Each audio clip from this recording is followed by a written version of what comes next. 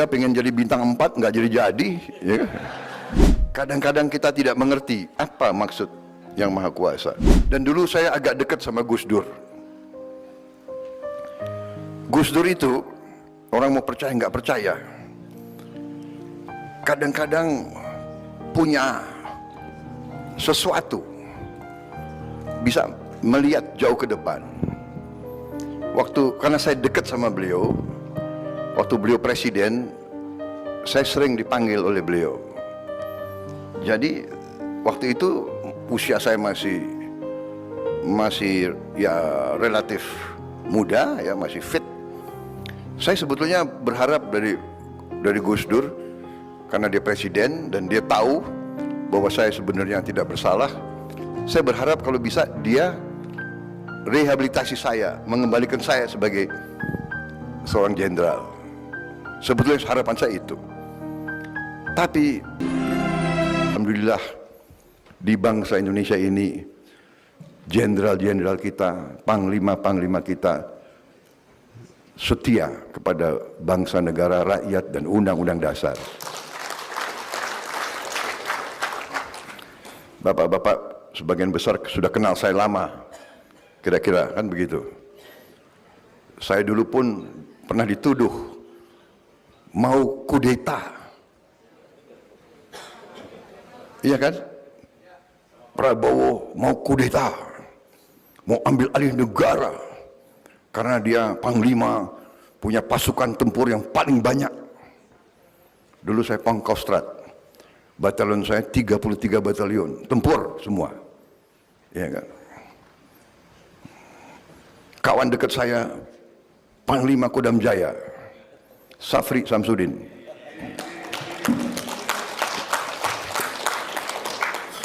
Sampai sekarang masih kawan baik, masih membantu saya. Maksud saya mau cerita, ya kan, dituduh. Tapi saya bertanya, sejarah mencatat, apakah Prabowo kudeta atau tidak? Kan tidak. Dituduh mau, tapi tidak lakukan. Saudara-saudara, saya maju, saya menawarkan diri untuk berbakti kepada negara.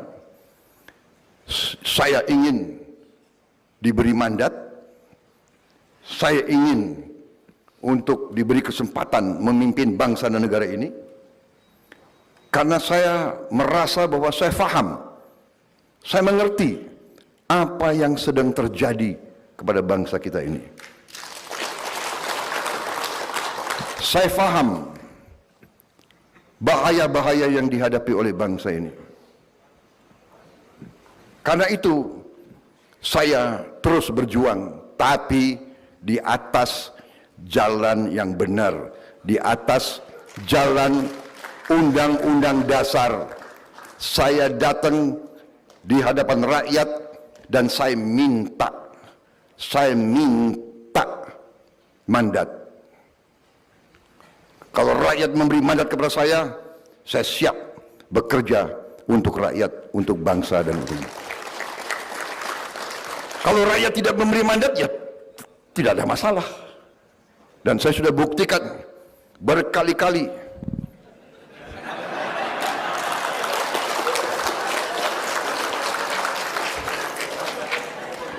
Agak aneh ini ulama ini.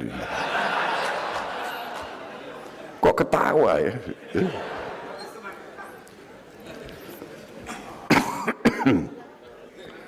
Iya kan? Jadi saya maju minta mandat, tidak dikasih, ya sudah. Iya kan?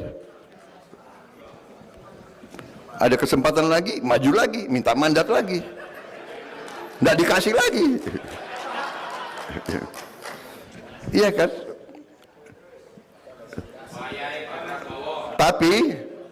Tapi saya lihat, kok masalahnya masih sama ya?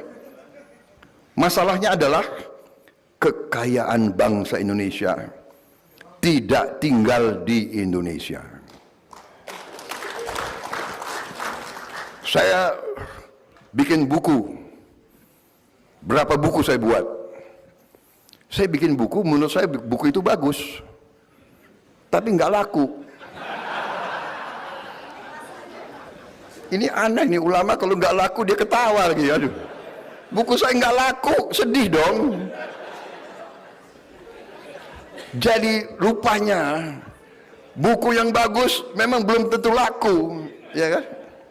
Saya belajar lagi, bikin buku lagi. Akhirnya karena mungkin nggak laku-laku, ya sudahlah. Aku bikin buku, aku bagi-bagi saja gitu.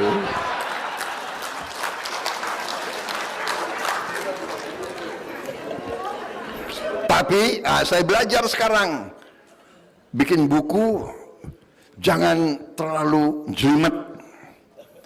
Bikin buku harus banyak gambarnya. Bagaimana Prof? Ini profesor sama juga ini sama saya, ya kan? Prof, Pak Jafar Hafsah, bagaimana ini? Ini banyak profesor di sini. Saya kira mengalami nasib sama saya gitu ya. Bukunya sudah bagus-bagus, sudah ya. Kalau saya, alhamdulillah karena saya dulu dituduh mau kudeta, saya disuruh pensiun cepat-cepat, ya kan? Masih gagah. Bintang 3 pengen jadi bintang 4, nggak jadi-jadi, ya kan? Jadi terpaksa saya jadi pengusaha. Tapi itulah kebesaran yang maha kuasa, ya.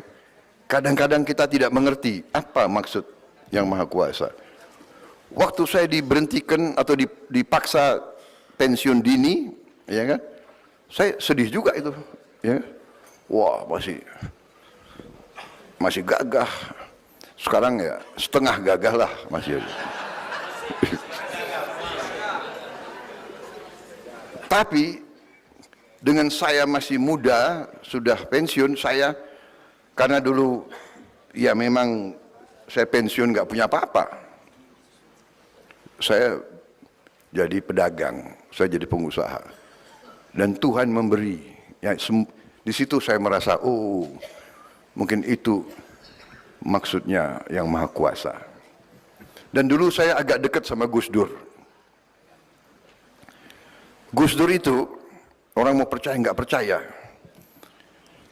kadang-kadang punya sesuatu, bisa melihat jauh ke depan.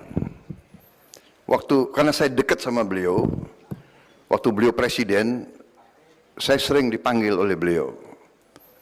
Jadi waktu itu usia saya masih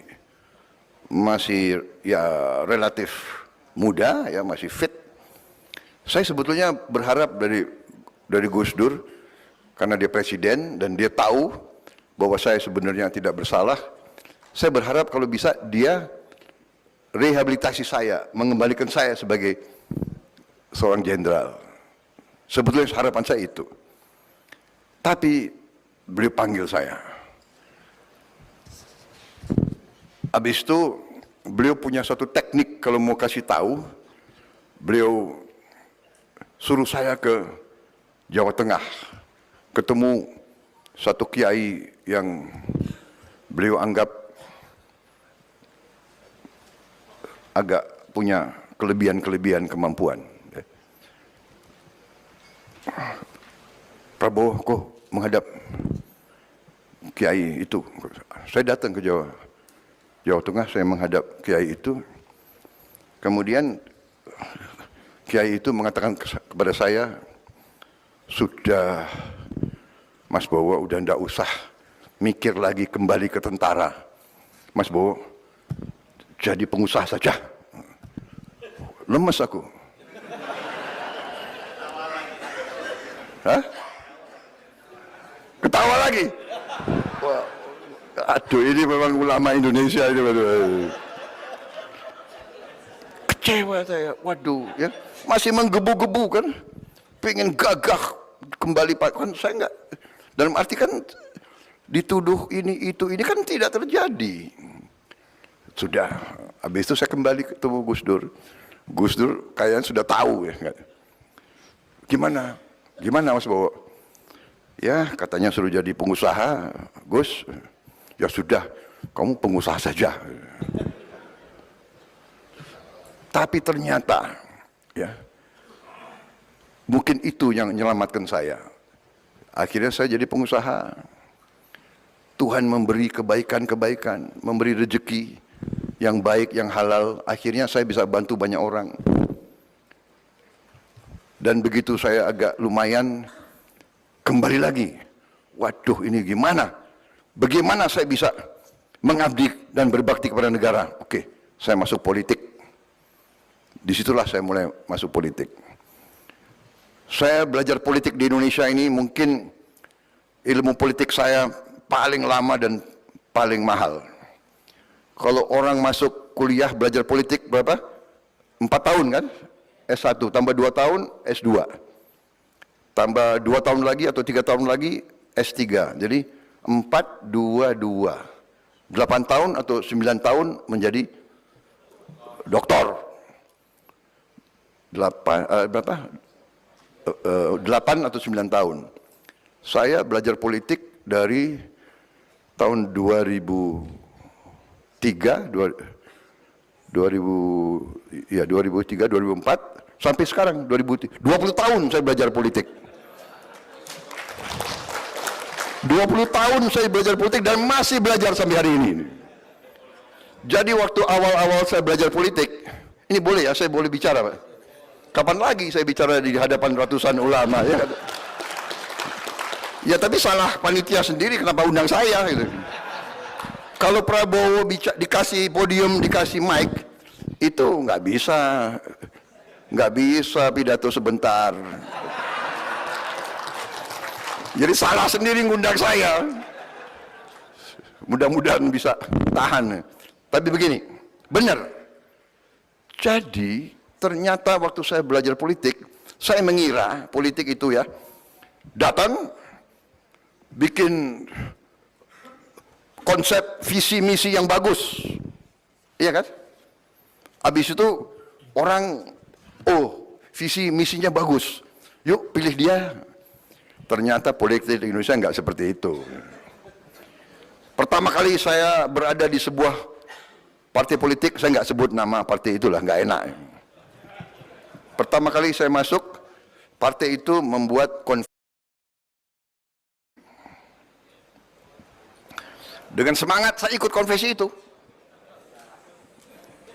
Kenapa? Enggak, saya enggak sebut partainya. Terserah, kalian boleh nebak-nebak. Saya ikut keliling Indonesia dan waktu itu yang ikut sama saya itu ya banyak tokoh juga, termasuk Pak Nurkolis Majid waktu itu. Jadi kita diundang di tiap provinsi ya, memberi visi dan misi, Pak Nurkolis bicara, saya bicara sebagainya. Habis itu tanya jawab. Tahu-tahu dari belakang ada yang berdiri bicara ke Pak Nurkolis. Pak Profesor, benar yang Bapak sampaikan. Benar sekali. Kami setuju. Tapi ini kami ingin yang konkret. Apa yang konkret? Kan? Saya juga belajar juga apa maksudnya konkret. Jadi Pak Profesor, dalam politik ini kita yang penting adalah kredibilitas. Yang kedua adalah integritas. Yang ketiga adalah akseptabilitas. Tapi yang penting adalah isi tas.